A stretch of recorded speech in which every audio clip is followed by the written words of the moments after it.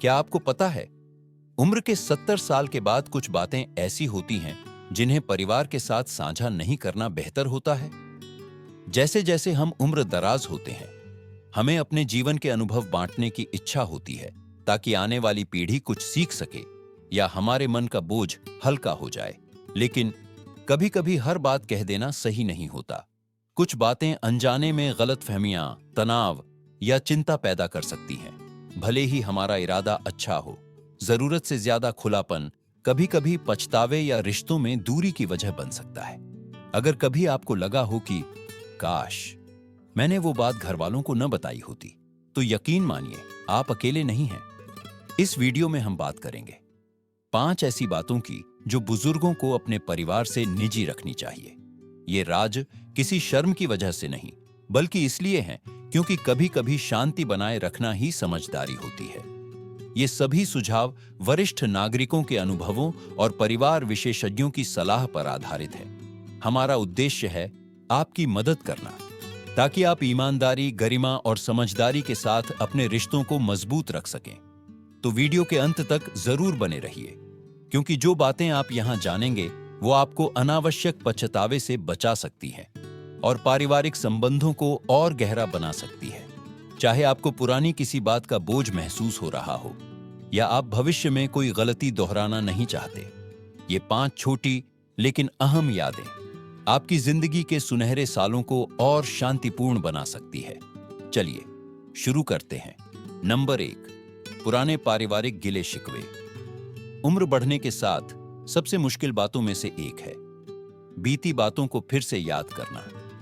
जब परिवार एक साथ बैठता है, पुरानी यादों की बातें होती हैं, तो मन करता है कि पुराने गिले शिकवों की बात खुलकर कह दी जाए।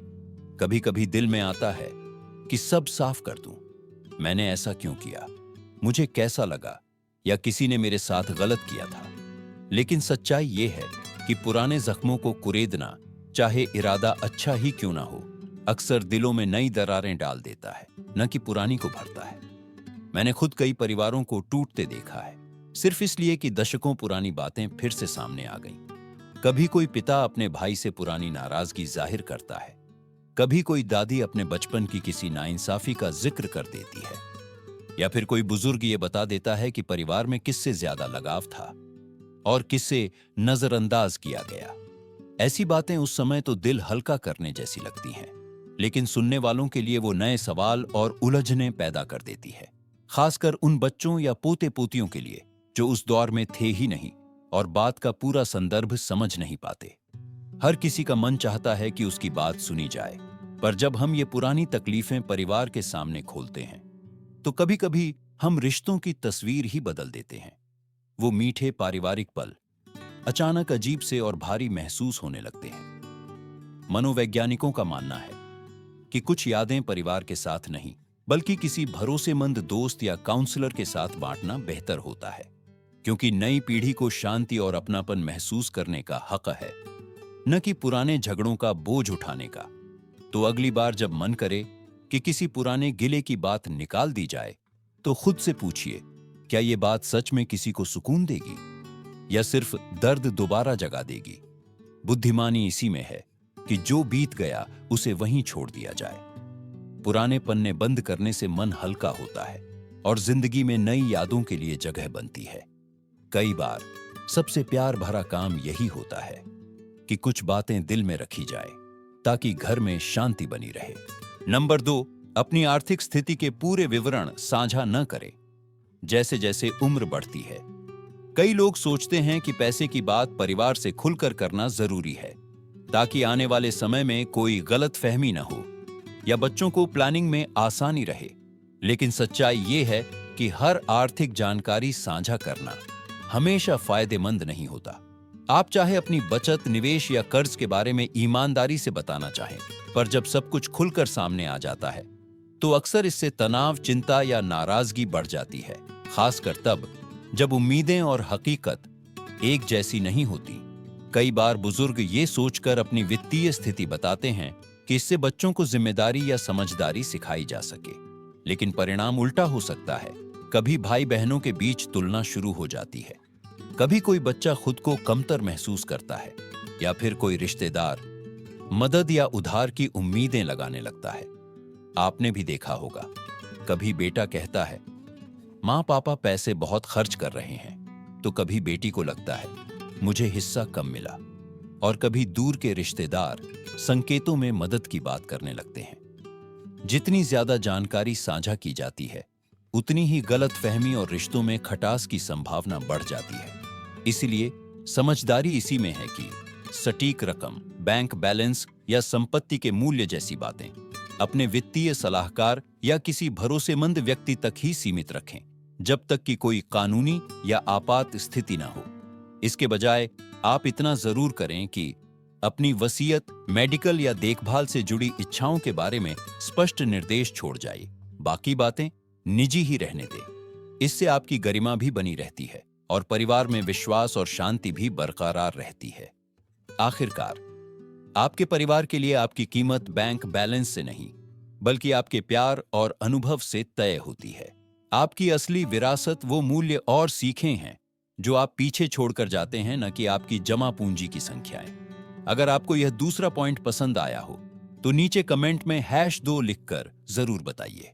और अगर आपने चैनल को अभी तक सब्सक्राइब नहीं किया है तो बेल आइकन दबाइए ताकि अगला वीडियो आप मिस न करें।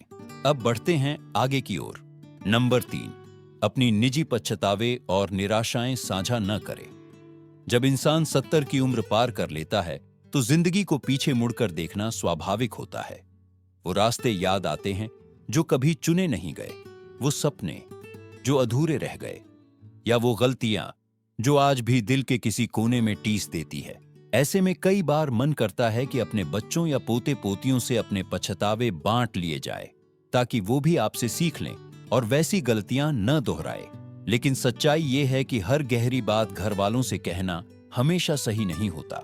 कभी कभी अपनी निराशा या अधूरे सपनों की बातें परिवार को बताने से उन्हें दुख, अपराध बोध या अनजाना दबाव महसूस हो सकता है, जैसे उन्हें आपकी गलतियों को सुधारना है या आपके अधूरे सपने पूरे करने हैं। कई बुजुर्ग अपने अनुभव बांटते हैं, कभी असफल व्यापार की कहानी, कभी अधूरे रिश्तों की, या फिर ऐसे मौकों की जहां जिंदगी ने उम्मीद के विपरीत मोड़ लिया। इरादा अच्छा होता है बच्चों को सिखाने का, लेकिन नतीजा कभी कभी उल्टा हो जाता है। नई पीढ़ी आपकी कहानियों से डर या बेचैनी महसूस कर सकती है। उन्हें लग सकता है कि अगर आपने इतनी मेहनत के बाद भी कठिनाइयां झेली तो शायद जिंदगी उनके लिए भी वैसी ही होगी। इससे उनका आत्मविश्वास और आशावाद कमजोर पड़ सकता है। परिवार आपके दुखों से नहीं, बल्कि आपकी हिम्मत और मुस्कान से प्रेरित होता है। आपका धैर्य, आपका आगे बढ़ने का तरीका, वही असली सबक है जो आने वाली पीढ़ियां सीखना चाहती है। अगर आपको अपने दिल की बात कहने की जरूरत महसूस हो तो किसी समान उम्र के मित्र, काउंसलर या डायरी लेखन के जरिए उसे बाहर निकालिए। इससे आप अपना मन हल्का भी करेंगे और अपनों पर अनजाने बोझ भी नहीं डालेंगे। हाँ, अपनी सीखें और सफलताओं की कहानियां जरूर बांटिए। कैसे आपने मुश्किल समय में हिम्मत नहीं हारी, कैसे हर गिरावट ने आपको और मजबूत बनाया। ऐसी बातें परिवार को प्रेरणा देती हैं। चिंता नहीं, याद रखिए, आपकी सबसे बड़ी ताकत यह है कि आपने हर चुनौती के बाद भी गरिमा के साथ जीना जारी रखा। और यही आपकी असली कहानी है, जो किसी भी पछतावे से कहीं ज्यादा खूबसूरत है। नंबर 4, परिवार के अन्य सदस्यों पर राय जाहिर न करें। सालों तक एक ही परिवार में रहकर त्योहारों, बैठकों और यादों को साझा करते हुए हम सभी के मन में कुछ मजबूत राय या धारणा बन जाती है। कभी किसी के प्रति आलोचनात्मक तो कभी किसी के लिए बेहद सुरक्षात्मक। कई बार हमें लगता है कि किसी रिश्तेदार के व्यवहार या फैसले को लेकर अपनी राय जरूर बतानी चाहिए, चाहे वो किसी बेटे बेटी से हो, जीवन साथी से या फिर पोते पोती से। पर सच तो ये है कि ऐसी बातें खुलकर कहना अक्सर उल्टा असर डालती है। जब हम किसी एक रिश्तेदार के बारे में दूसरे के सामने नकारात्मक राय या नाराजगी जाहिर करते हैं तो अनजाने में हम रिश्तों के बीच दीवारें खड़ी कर देते हैं। जो बातचीत सलाह के रूप में शुरू होती है, वो बाद में गलतफहमियों, गॉसिप और तनाव का कारण बन सकती है। लोग बातें भूलते नहीं हैं, और एक बार कोई टिप्पणी आपके मुंह से निकल जाए तो वो रिश्तों की दिशा बदल सकती है। कभी कभी तो वही बातें भरोसे को तोड़ देती हैं जो सालों से परिवार को जोड़े रखता था। बुजुर्ग अक्सर सद्भावना या चिंता के कारण ऐसा कहते हैं कि कोई अपने जीवन में सही रास्ता चुने या नुकसान से बचे। पर सच्चाई ये है कि हर व्यक्ति को अपनी गलतियां और सीख खुद अनुभव करनी पड़ती है। आपकी आलोचना या तुलना चाहकर भी अक्सर किसी को सुधारने के बजाय उसे आपसे दूर कर देती है। एक स्वस्थ परिवार वही होता है जहां हर सदस्य को खुद जैसा होने की आजादी और स्वीकृति मिले, जहां प्यार आलोचना से बड़ा हो। इसलिए जब भी मन करे कि किसी के बारे में टिप्पणी करें, जरा ठहरिए और सोचिए, क्या यह बात सच में जरूरी है या सिर्फ आपकी अपनी पसंद और दृष्टिकोण का असर? बुद्धिमानी यही है कि कब बोलना है और कब चुप रहना है। कभी कभी चुप्पी में ही सबसे गहरा प्रेम छिपा होता है। जब आप राय देने की जगह धैर्य और स्नेह दिखाते हैं, तो परिवार में शांति और सम्मान दोनों बढ़ते हैं। याद रखिए, जो सुकून समझदारी से चुप रहने में मिलता है, वो सब कुछ कह देने से कहीं ज्यादा टिकाऊ होता है। अगर आपको ये चौथा पॉइंट उपयोगी लगा, तो नीचे कमेंट में #4 लिखकर बताइए कि आप अभी तक साथ हैं। और अगर आपने चैनल को सब्सक्राइब नहीं किया है, तो बेल आइकन जरूर दबाइए ताकि अगला वीडियो आप मिस न करें। अब चलते हैं अगले पॉइंट की ओर। नंबर 5, अपनी सेहत की हर चिंता परिवार से साझा न करें। उम्र बढ़ने के साथ शरीर में कुछ न कुछ दर्द, तकलीफ या बीमारी आना स्वाभाविक है। कभी जोड़ों में दर्द, कभी नींद की कमी, तो कभी डॉक्टर की नई रिपोर्ट। इन सब के बीच परिवार का सहारा लेने की इच्छा भी बिल्कुल सामान्य है। जरूरी बीमारियों या बड़े फैसलों के बारे में परिवार को जानकारी देना सही और जिम्मेदाराना कदम है। लेकिन अगर हर बार नया लक्षण, रिपोर्ट या डर परिवार से साझा किया जाए, तो ये बात धीरे धीरे तनाव और चिंता का कारण बन सकती है, आपके लिए भी और उनके लिए भी। अक्सर हम सोचते हैं कि बच्चों को सब बताना चाहिए ताकि वे तैयार रहें या हमारी मदद कर सकें। लेकिन जब सेहत की बातें हर बातचीत का हिस्सा बन जाती हैं, तो बच्चे या पोते पोतियां बेबस महसूस करने लगते हैं। उन्हें समझ नहीं आता कि कैसे मदद करें, और कभी कभी वे गहरी बातचीत से बचने भी लगते हैं। इससे अपनापन बढ़ने के बजाय दूरी और बेचैनी बढ़ने लगती है। कई बार बुजुर्ग अपने मन की बात कहने या थोड़ा सहारा पाने के लिए अपनी तकलीफें बताते हैं, जो मानवीय है, लेकिन उसके लिए सही व्यक्ति चुनना जरूरी है। ऐसी बातें किसी करीबी दोस्त, सपोर्ट ग्रुप या डॉक्टर से साझा करना बेहतर होता है, क्योंकि वे आपकी स्थिति को समझकर सही सलाह और सहानुभूति दे सकते हैं। हर चिंता बच्चों या पोते पोतियों से बांटना जरूरी नहीं, क्योंकि उनके पास न तो वो अनुभव होता है और न ही हमेशा भावनात्मक रूप से तैयार रहते हैं आपकी हर बात को संभालने के लिए। जब आप सोच समझकर तय करते हैं कि क्या बात परिवार से कहनी है और क्या नहीं, तो आप घर में स्थिरता, आत्मविश्वास और सकारात्मक माहौल बनाए रखते हैं।